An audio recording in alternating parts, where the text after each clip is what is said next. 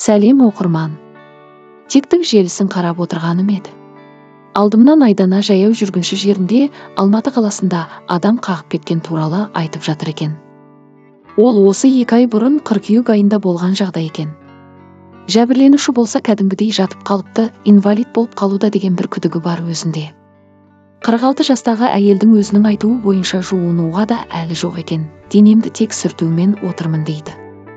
Отырып тұру өте қиын, қозғала алмаймын. Және де ақшалай компенсация бермей отыр дейді әйел кісі. Айтуы бойынша Айдана маған келіп ақшасы жоқ екенін айтты. Кешірімін сұраған. Жәбірленуші тек мені аяғыма тұрғызып бер, қалай болдым, бұрынғы қалпыма келтір деп сұрап жатыр сұхбатта. Істе сотқа кеткен секілді.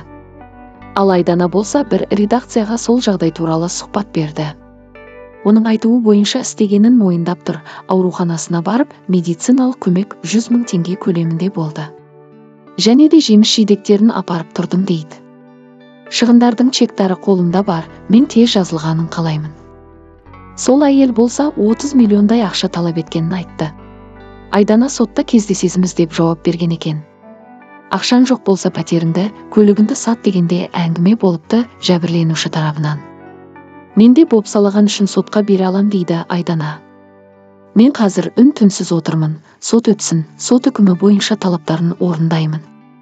Мені қаралау мақсатында осының бәрін шығарып отыр, телевидение айналасында көріп жүргесін болар. Айдана сол әйелді инвалид емес, ода қазір 2 айдай төсек режимі жазылғасын бәрі қалпына келеді дейді. Мен қашпадым, қанша ақша керек, қандай көмек керек болса сұрасын деген болатынмын. Өз кінәмді мойындаймын, және бәрі сот шешімі бойынша болсын деп бір сұхбатында айтты. Бар тілейтінім екі жақта да бәрі жақсы болсын, ең бастысы жазылып кетсін апайымыз.